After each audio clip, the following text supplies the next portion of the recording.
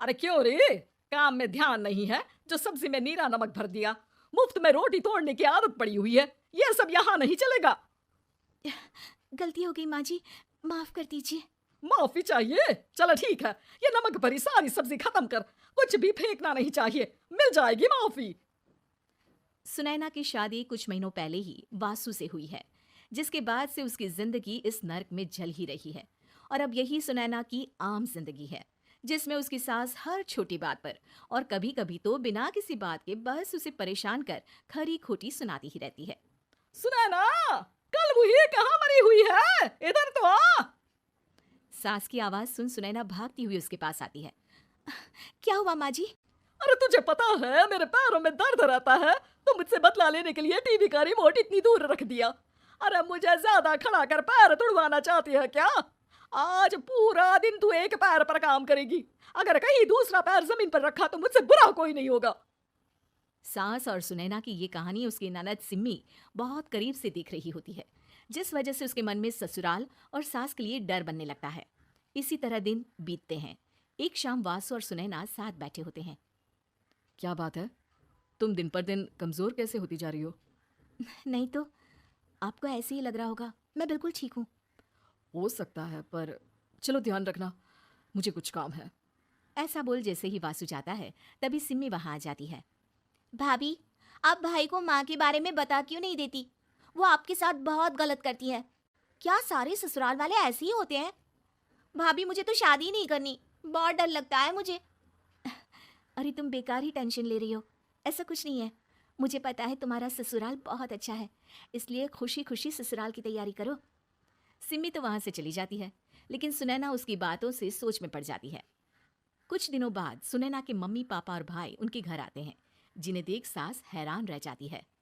आप लोग सुनैना से मिलने आए हैं?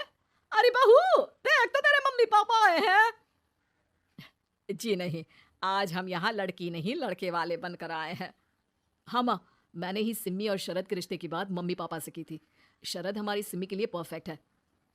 बेटे की बात मानते हुए उसकी माँ रिश्ते के लिए मान जाती है, पर अब सिम्मी के मन में ससुराल का डर और ज्यादा बढ़ जाता है।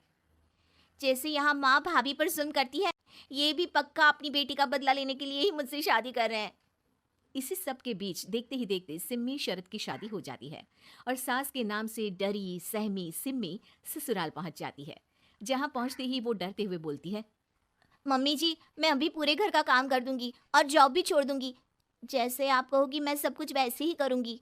अरे, इतना डर क्यों रही हो? और अभी घर आई हो, कोई काम करने की जरूरत नहीं। नई शादी है, कुछ दिन आराम करो, घूमो फिरो।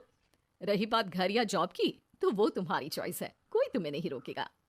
सास का ऐसा व्यवहार देख सिम्मी हैरान रह जाती है और अपनी भाभी सुनैना का ससुराल में पहला दिन सोचने लगती है। चलो हो गया कार्यक्रम खत्म, जा वासु आराम कर। बहू, तू अपने काम पर लग जा।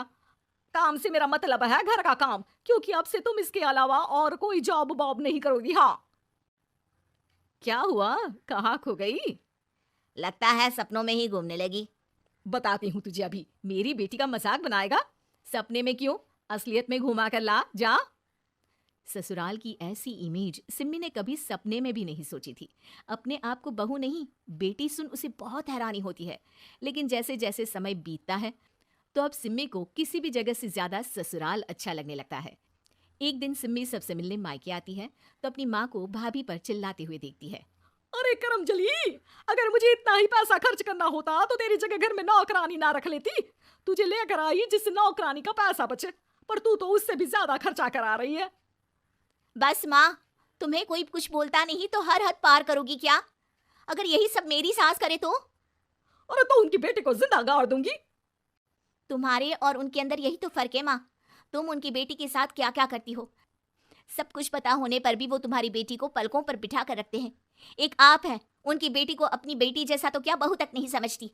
माँ, आपको सुनकर मिर्ची जरूर लगेगी, लेकिन मेरी सास मेरी माँ से अच्छी माँ और सास दोनों हैं।